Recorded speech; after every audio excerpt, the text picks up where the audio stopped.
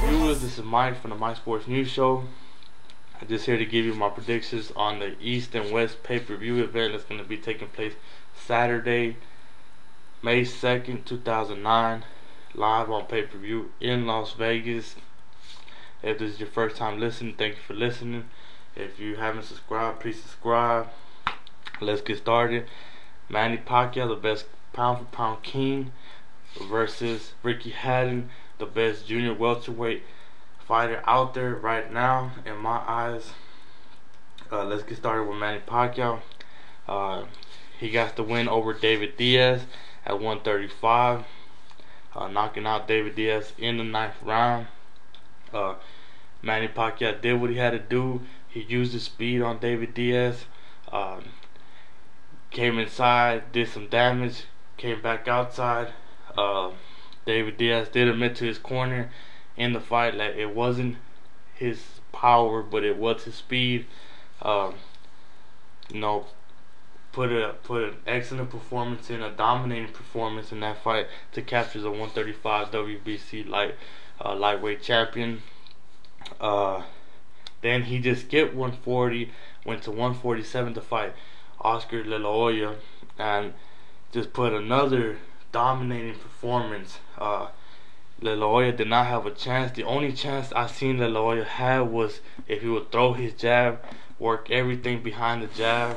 He didn't throw the jab, and the reason I think you have to throw the jab when you fight Manny Pacquiao, to keep him in front of you, to keep him at bay, just to keep him in reach in front of you. Just work behind the jab. I thought De La Hoya was gonna really do that.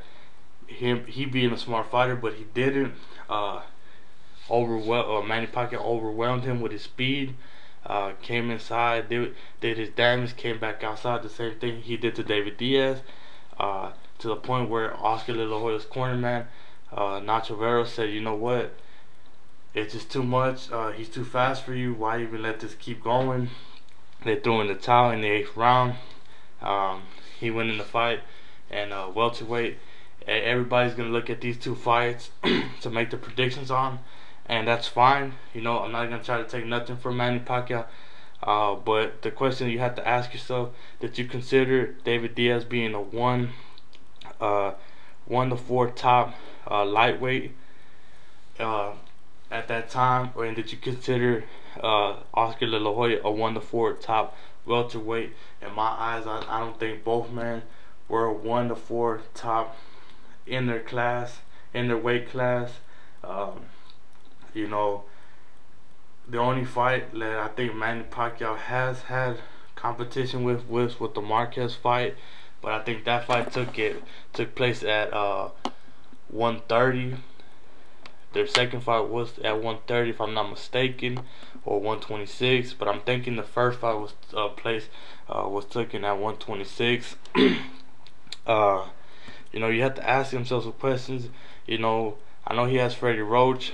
The only thing I've seen bad on Manny Pacquiao's, the only things I can find bad in Manny Pacquiao is his head movement. He's been with Freddie Roach. It seems like they haven't been working with his head movement. Going back to the Marquez's fight, his head stays still. I think he needs to work on his head movement in this fight, because Ricky Hatton can land some punches, and if he lands some punches and your head's not moving, if he's throwing punches, if your head's not moving, they're gonna land. And just like in the Paulie Malignaggi fight, he stunned Paulie Malignaggi, I think, several times in that fight. So that's the only default that I've seen in Manny Pacquiao: his head movement. His speed, he does have speed, but I would like to see him throw more combinations with that speed. He just throws right, left, right, left, right, left, and overwhelms his opponents with those kind of punches. But if he can throw a little bit more combinations with the speed, I think he will have this fight. Let's go back. Let's go to Ricky Hatton. Ricky Hatton's coming off, that loss. Not coming off, but he had his first loss against Floyd Mayweather. I think everybody knew that Floyd was gonna win this fight. Ricky Hatton was just a straightforward guy, just coming in, throwing his punches, never moving to the left, never moving to the right, just straight coming in. He kind of wobbled Mayweather in the first round. Everybody got excited, but Mayweather, being a true champion, adapted, did what he had to do, knocking out Ricky Hatton in the 10th round. After that loss, he came back, fought in Manchester with Juan Lescon. Lescon rocked him twice, rocked him several times in that fight too. Rocked him so bad one time that I thought Ricky Hatton was going down, but the referee stopped the fight so Ricky Hatton could tie his shoes. That was an eye opener there, you know. That had me asking if without that stoppage, for him to tie his shoes, would he have made it through the round? In my opinion, I don't think so. I think Juan Lescon was already close to finishing him off. The referee came in, stopped the fight for him to tie his shoes. So, you know, really didn't see nothing new from Ricky Hatton in that fight. It was just a straightforward again. Juan Lescon adapted, did what he had to do. Ricky Hatton came out with the win, but in my opinion, I think he lost that fight. He fired after that fight. He fired his trainer Billy Grant. Went with Floyd Mayweather Jr. Oh, Floyd Mayweather Sr. Sorry about that. Had that fight with Paulie Malignaggi. I seen a new Ricky Hatton, a new and improved Ricky Hatton. Still had the power there. Still had the coming forward, but now he was moving his head more, sliding and then throwing his punches, working off the jab, boxing a little bit more.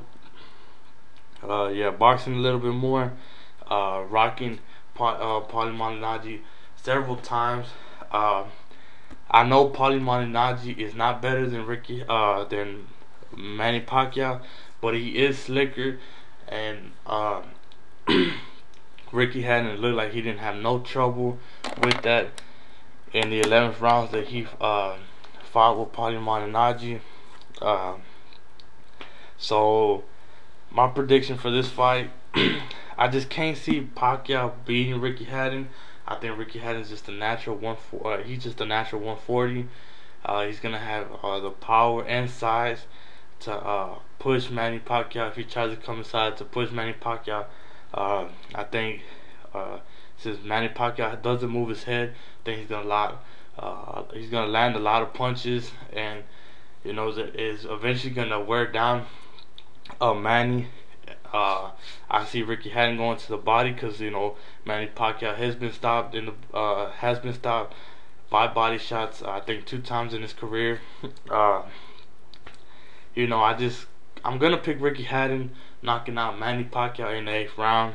I just cannot see Manny Pacquiao getting a win here. You know, I don't think his power's not really gonna do nothing to Ricky Hatton. Ricky Hatton's chin has been tested several times, so he could take a punch. I don't think his Manny Pacquiao's speed is gonna affect Ricky Hatton since he got Floyd Mayweather Sr. with him, and like I said, Manny Pacquiao, when he uses speed, he's just throwing right, left, right, left, right, left, right, left. I don't think he's gonna overwhelm Ricky Hatton with that. His defense has been good. Ricky Hatton's defense has been good. I think what we've seen in the Paulie Malignaggi fight, it is gonna be 10 times more better. So I'm picking Ricky Hatton a knockout in the 8th round. So that's it for me. I'm out. If you have any comments, please leave comments. If you have different opinions or you have a different predictions, let me know who you got. I would love to know that. Look out for some I'm making some UFC videos and some baseball videos. I got the basketball NBA reviews, playoff games too, if you want to check those out. But until next time, I'm out. Thanks for listening.